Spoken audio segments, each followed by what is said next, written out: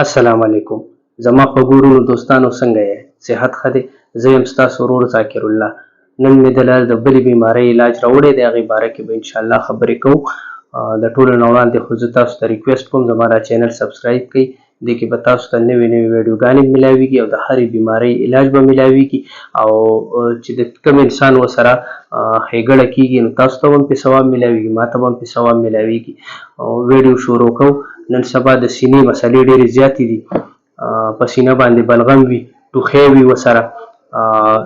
ساه ورسره لنډه لنډه کېږي او په سینه بلغم وي او ساه ورسره درنه کېږي د هغې باره کې مې درته علاج راوړی دی راځئ چې شروع کړو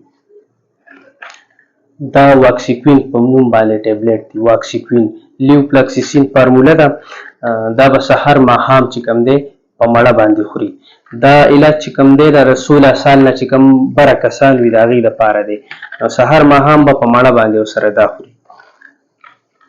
دا برونوکال په نوم باندې شربت دی نو دا بلغم هم ختموي او ټوخي کې هم کار کوي نو دا به سحر غرمه ماښام دوه چمچې خوري سحر غرمه ماښام دوه چمچې به خوري بلغم هم ختموي او ټوخي کې هم کار کوي دا مونټیک په نوم باندې ټیبلیټ دی مونټریکاس فارموله ده دا به د شپې یو ټیبلیټ خوري د شپې به یو ګولۍ دا خوري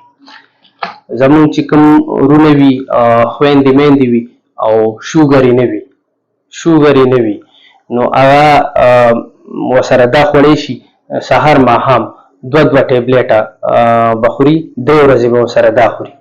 نو دې سره به سینه هم صفا شي او ساه به هم ورسره کلیر وي بله خبره دا ده که کوم انسان زما په دې ویډیو کې په دې علاج باندې نه پوه شوی زه تاسو ته مختصر علاج ښیم او مختصر علاج سره چې زه کوشش دا کوم چې ستاسو په دې باندې خرچه هم کمه راشي او علاج هم وشي نن سبا مهنګایي ډېره زیاته ده هر سړی خپل علاج نشي کولی وس نه کېږي بېوسه وي نو دې وجې زه تاسو ته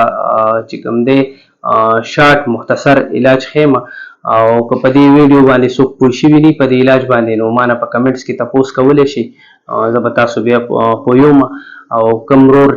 چې داسې وي کوم ورونه داسې وي هغې علاجونه ډېر کړي وي بیماري وي ښېګړه نه شوي نو ما ته کمنټ کولی شي زه به ستاسو دپاره ویډیو جوړوم هغه بیمارۍ حوالې سره او تاسو ته به شیر کوم بله خبره دا ده الحمدلله شکر دی ستاسو په مهربانۍ سره د الله په فضل سره زما چینل ډېر په بره باندې روان دی سبسکرایبر ورځ ته ورځه سیوا کېږي زه ستاسو ډېره زیاته شکریه ادا کوم او تاسو چې څومره کوشش کوئ زما چینل سبسکرایب کوئ او چاته په هیر ښېګړه رسي د هیر ښېګړې کار دی تاسو ته به هم پرې ثواب میلاویږي او ما ته به هم پرې ثواب میلاویږي دا چینل موږ د خدمت لپاره کولاو کړی دی په دې موږ نه الله پاک خوشحالیږي نو مهرباني کوئ چې تاسو سبسکرایب کوئ نو ملګرو سره شیر کوئ نو چې کوم انسان بیمار وي او هغه ته ورسي او خیر ښېګړه یې وشي صحت یې ښه شي نو تاسو ته به هم پرې ثواب میلاویږي زما به هم پرې ثواب کېږي د بلې ویډیو پورې اجازت راکوئ د الله په امان